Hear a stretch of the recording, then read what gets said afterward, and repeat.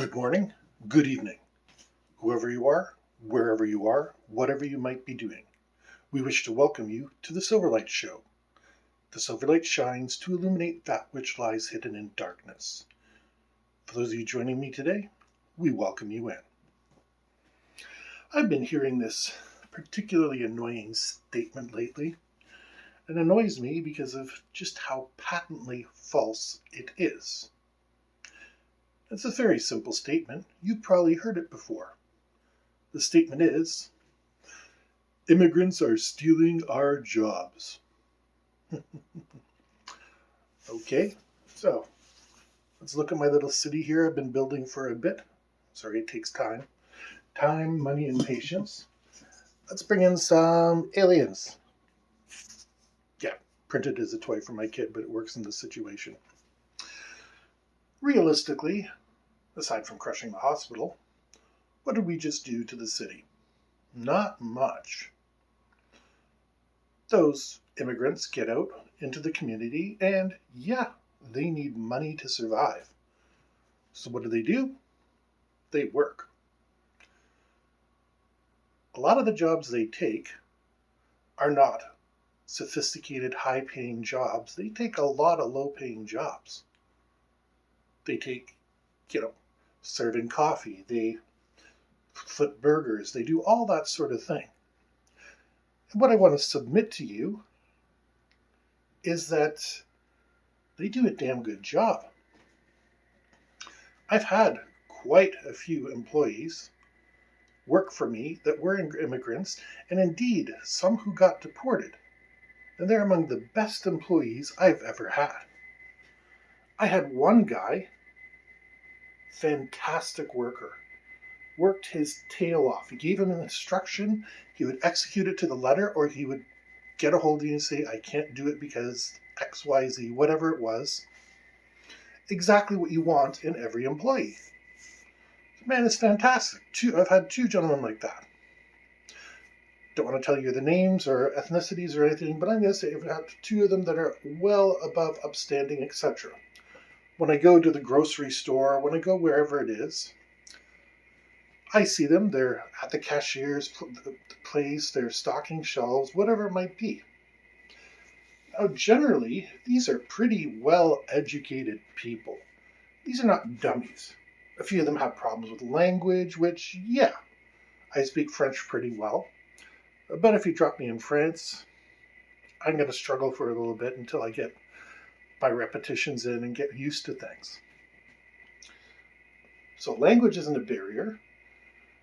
But like I said, they work hard. They're willing to grind their knuckles to the bone to get things done. And usually they have 2 or 3 jobs. So for the first thing I'd like to do today, I'd like to turn this question around. If you're worried about an immigrant stealing your job and you work in what is a minimum wage position, that's a really bad position for you to be in. Secondly, if you are in a qualified field and you're worried about an immigrant taking your job, again, you better check your qualifications. If you're a nurse and you're worried about immigrants, you're not a very good nurse. Sorry to pick on nurses, but it's just the first thing that popped into mind. There are a lot of jobs out there, and they pay pitifully. One of the reasons why immigrants get consideration for those jobs is because they don't know the market. They don't know what their labor is worth. And so they're willing to take lesser paying jobs.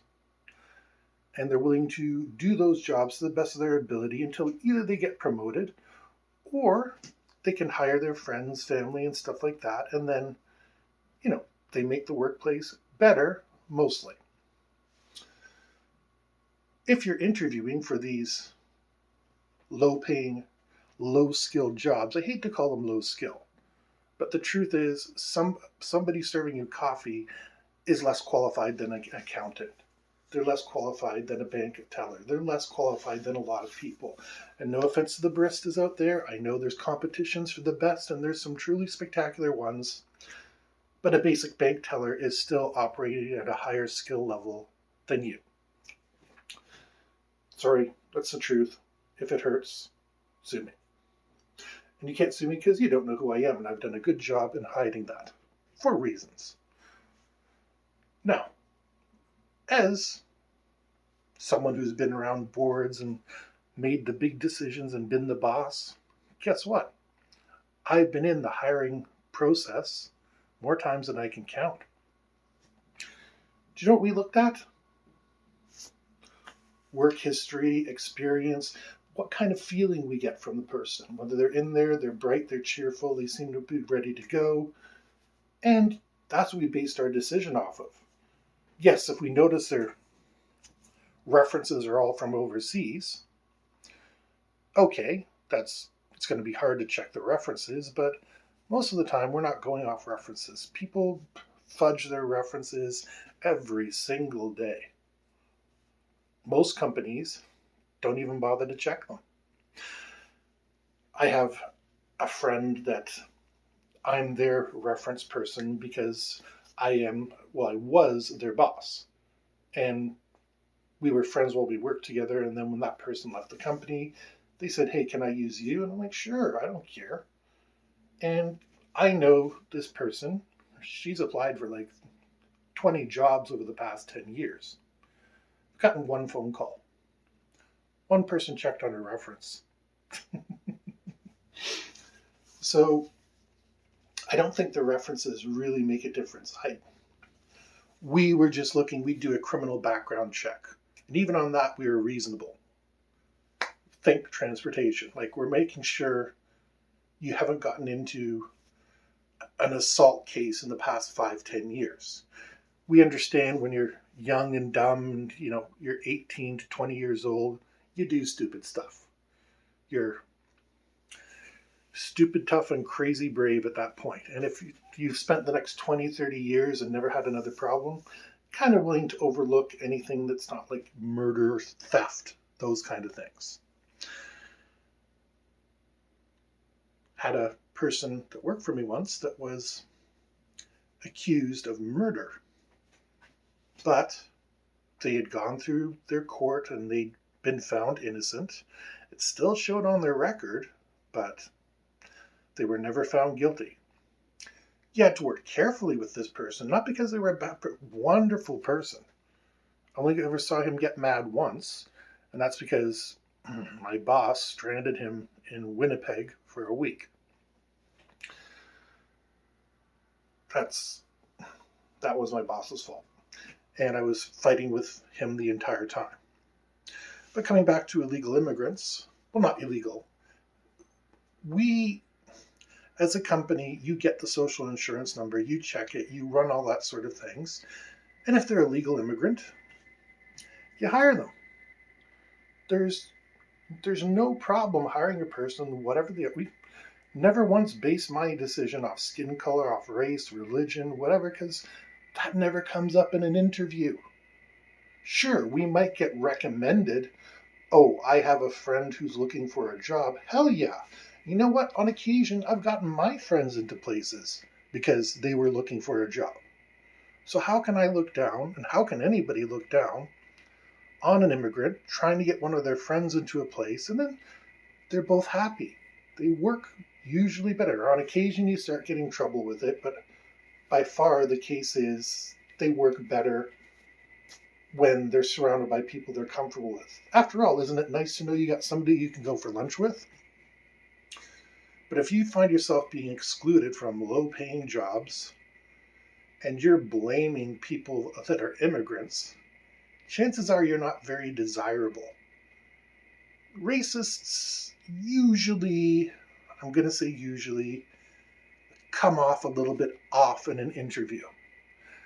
There's just a feeling that you get about it. Like, they can't help themselves. They have to say something stupid like, oh, I hope I don't have to work with any blank. Or they come up with something and it's always a moment. Employers are very good at spotting that. You have to be in order to stay in business because you don't want to deal with those complaints on the phone.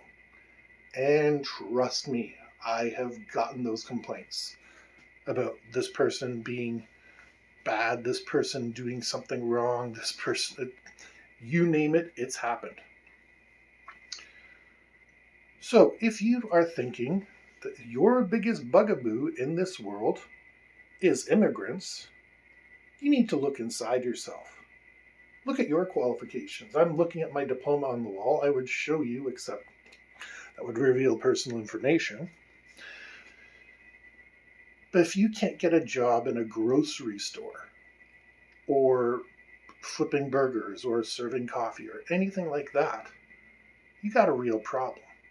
I am in that situation where I have an unbelievable amount of qualifications. You know what I do? When I'm writing a resume, if I'm applying for a job that I'm theoretically overqualified for, I just dumb my qualifications down. I have my really impressive resume and my not very impressive resume. So if you're in that situation, you're saying, why am I not getting these jobs? Look at your resume. Maybe you're scaring people because they think you're only going to be at this job for a couple months, and when you find something better, you're going to bugger off. That is something that does come up in job interviews. We like them, but he or she or they are extremely overqualified, and we don't have a career path open for them for the next couple of years. So there's my advice for you to start with. It's not the other people. Start with yourself first. Don't scare an employer. I have had employers back in 2010.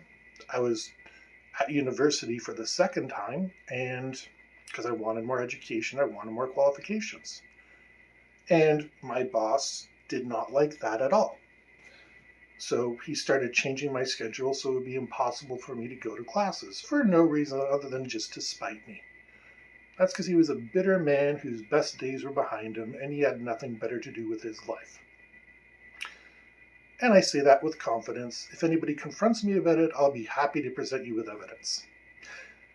Because that's the way he treated everybody. It wasn't just me. It was everybody. My solution to that? I did find another job. But I had to be careful because before that job, I had been a regional supervisor. And I'd gone back just as being a distribution manager.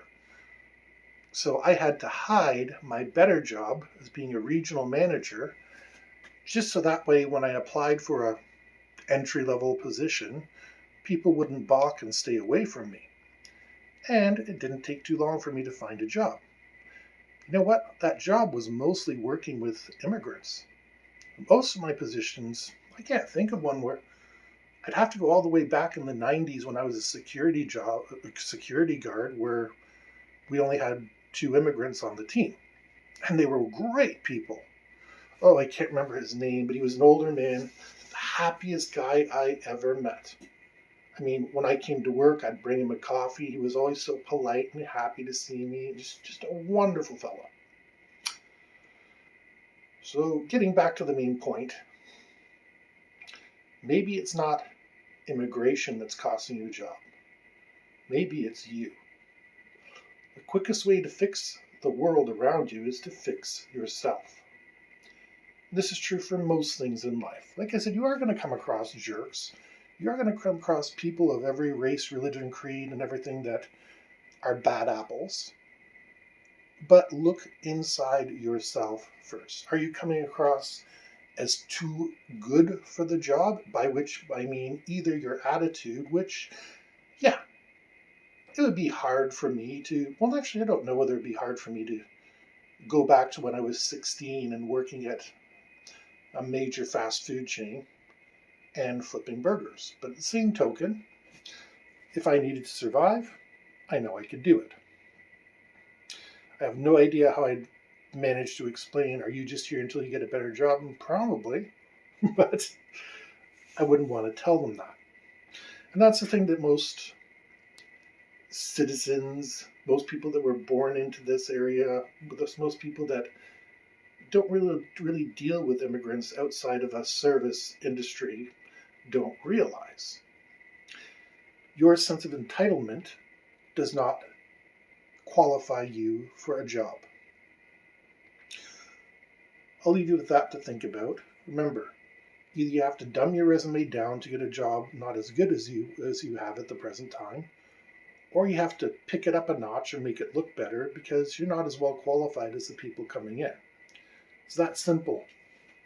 Like I said, I've been on the hiring committees, I've interviewed the candidates, and my biggest concerns are always how does the person present themselves, and are they able to handle the job responsibilities. Past that, don't care. Really don't. Their references are good. I'm glad you had time to call them. That's always been my query. How the heck do you have time to call all these references if you have more than one candidate? But anyways, I'll let you think about that. It's not immigrants stealing your jobs. It's you performing so poorly that you can't get those jobs. Or perhaps you're selling yourself the wrong way. Change always starts from within. Don't blame other people when the problem was with you. And most importantly, we hope you enjoyed this episode of the Silverlight Show. If you did, please hit like, share, subscribe, buy the books in the description, as they really help the channel out. And we hope you have a fantastic day.